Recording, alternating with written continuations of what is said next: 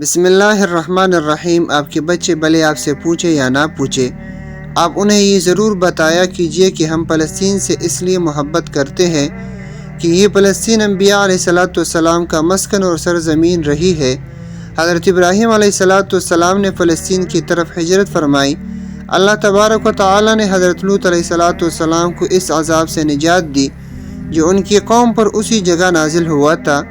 حضرت داؤد علیہ السلام نے اسی سرزمین پر سکونت رکھی اور یہی اپنا ایک محراب بھی تعمیر فرمایا۔ نمبر 5، حضرت سلیمان علیہ السلام اسی ملک میں بیٹھ کر ساری دنیا پر حکومت فرمایا کرتے تھے۔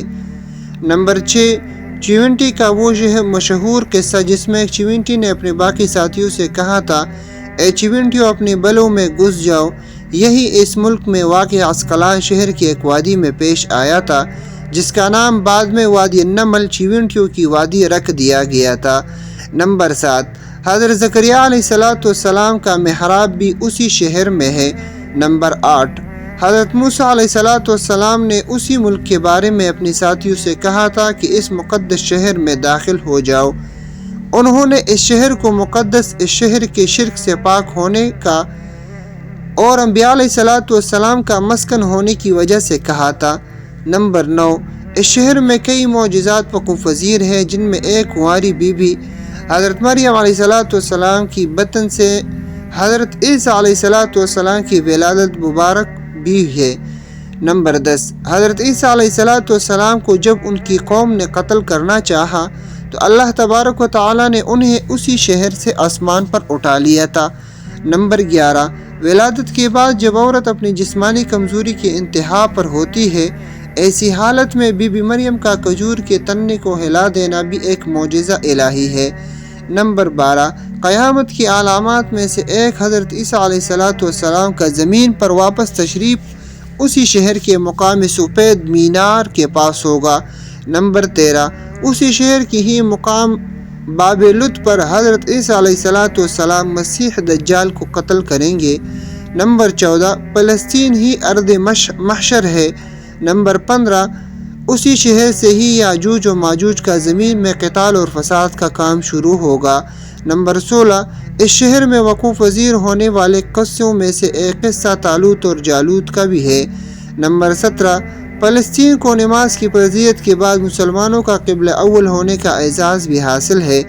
ہجرت کے بعد حضرت جبرائیل علیہ السلام دوران نماز ہی حکم ربی سے آقا علیہ السلام کو مسجد اقصی فلسطین سے بیت اللہ یعنی مکہ مکرمہ کی طرف رخ کرا گئے تھے۔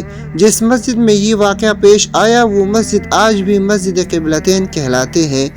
نمبر 18، حضور اکرم صلی اللہ علیہ وسلم معراج کی رات آسمان پر لے جانے سے پہلے مکہ مکرمہ سے یہاں بیت المقدس فلسطین لائے گئے۔ 19، سرکار دو عالم علیہ السلام کی اقتداء میں انبیاء علیہ السلام نے یہاں نماز ادا فرمائی۔ اس طرح فلسطین ایک بار پھر سارے انبیاء کا مسکن بن گیا۔ نمبر 20، سیدنا ابو ذر رضی اللہ تعالیٰ عنہ کہتے ہیں کہ میں نے رسول اللہ صلی اللہ علیہ وسلم سے عرض کیا کہ زمین پر سب سے پہلی مسجد کون سی بنائی گئی؟ تو آپ صلی اللہ علیہ وسلم نے فرمایا کہ مسجد الحرام یعنی خانہ کعبہ۔ میں نے عرض کیا کہ پھر کون سی مسجد بنائی گئی؟ تو آپ صلی اللہ علیہ وسلم نے فرمایا کہ مسجد الاقصی یعنی بیت المقدس۔ میں نے پھر عرض کیا کہ ان دونوں کے درمیان کتنا فاصلہ تھا؟